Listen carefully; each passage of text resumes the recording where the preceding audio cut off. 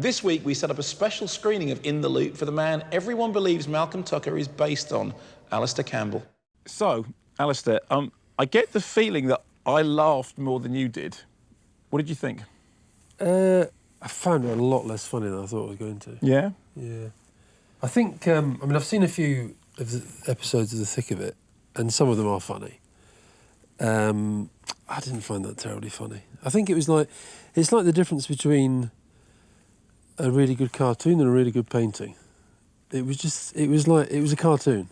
No, there was one line I really, really liked where the guy said, I'm not going to read the riot act, but I am going to read extracts. I don't know why, but I really liked that as a piece of one-line writing. I liked that. And there were a few like that. There was a lot like that. No, there were a few like that. I thought it was both most real and funniest when it kind of stepped a little bit out of the politics, and it was Toby and his relationship. What you picked out as the bits that you enjoyed were the bits that actually have nothing to do with the political stuff and that you're kind of out of. The bits that they would presumably say, well, of course he's able to enjoy those bits because those aren't the bits in which we're having a go at him and his legacy.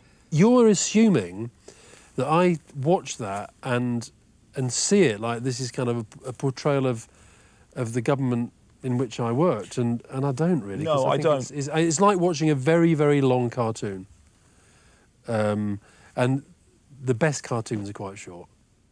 Do you think there's any sense that you might not have found some of it funny because you found it uncomfortable?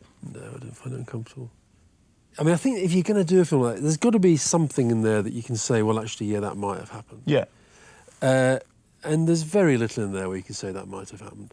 I mean, just to give you a few examples. I mean, the Tucker and all the swearing and the rest of it, I can swear as well as anybody, okay, right? And I do swear a lot, but you're not going to go into the White House and start going up to complete strangers and effing and blinding and all the rest of it. Do you see yourself or people you know in those characters?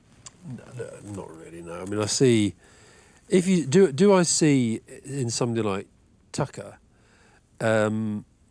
somebody who's got the same kind of drive and determination that I had to try to get things organised the way you want to organise them? Yes. Okay. But beyond that, what there isn't in any of those characters is a kind of belief system. In my experience, most people who go into it, they kind of believe something.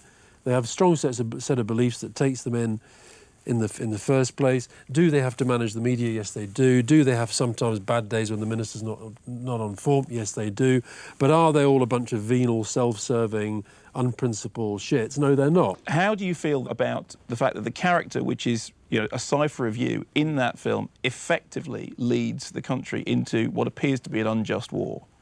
But, you know, it's... if you want to talk about the war, we can talk about the war. No, I want to talk about the film's portrayal of the war, because I do think, in the way it's portrayed in the film, it's utterly flippant. You're asking me, in a way, to take it more seriously than I think I should, because... Yes, I am, yeah. Right, well, but I don't take it that seriously. That film is trying to portray a very narrow, in my view, pretty lazy view of politics, and it doesn't do it as well as it did in The Thick of It. I have a great sympathy for anything which portrays politics as essentially venal and crass, because I think that to a great extent it is. Yeah, well, I think that that's your legacy, which is why I want to know whether or not it upsets you to think that that would be taken as your legacy. No, it upsets me to think that somebody who seems to be quite an intelligent bloke like you would think that politics is venal and crass, when I could sit down and explain to you how politics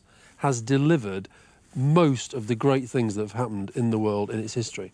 And if people like you just go round the place as you do, spreading that message that politics is venal and politics is crass, the only people who are really great are the kind of creators who go into the arts and make movies and all the rest, and carry on spreading that worldview, then don't be surprised if young people then start to say, well, you know, why should we give a shit about the world? And I actually think that you guys, with the attitudes you have to face up sometimes to your own responsibilities about the impact that has upon the way that the world works. So scepticism's great, but the view you've just expressed to me is cynicism. But do you? And you know, it's just so lazy, it's so easy, and you should know better. But do you understand why it would be that somebody would get that impression of British politics? Only if they consumed, totally believed, and took as their total consumption of British politics what they get from sections of the British media. The media is obsessed with itself. They are never happier than when talking about themselves. They are never happier than when standing outside Downing Street saying, I've just been at a briefing and I was told this, and da-da-da, because they're talking about themselves.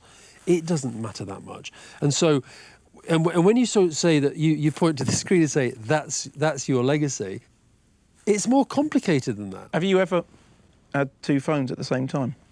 Yes. So that is true. Oh, yeah, but you probably have. No, never. You've never had two Never. phones? I don't believe that. Have you never done the thing where you put two people onto each other like that? You've never done that either? No. I've done that. Yeah, OK. In the Loop is often very funny, but its subject matter is bound to open up old wounds between the media and the political establishment. But Alastair Campbell continues to protest that he's more spinned against than spinning. Politics, it's harder than what you do, it's harder than what they do, and I actually think sometimes the political class doesn't do a good enough job of standing up for itself. So what I won't do is go around and say to you, yeah, let's meet halfway on this. Sure. You know, we're all as bad as each other. Alastair Campbell, thank you very much. Thanks a lot. So, Mark, I think he had a point there. I mean, I've always said my job beats working for a living. What did you think of the film? I think it's funnier than he thinks it is. I mean, I did enjoy it more than he did. Although I think it's uneven. I think it's much more at home when it's dealing with the UK politics. I think when it goes to America, it gets a little bit lost. And I thought it overstretched itself a little bit. Okay.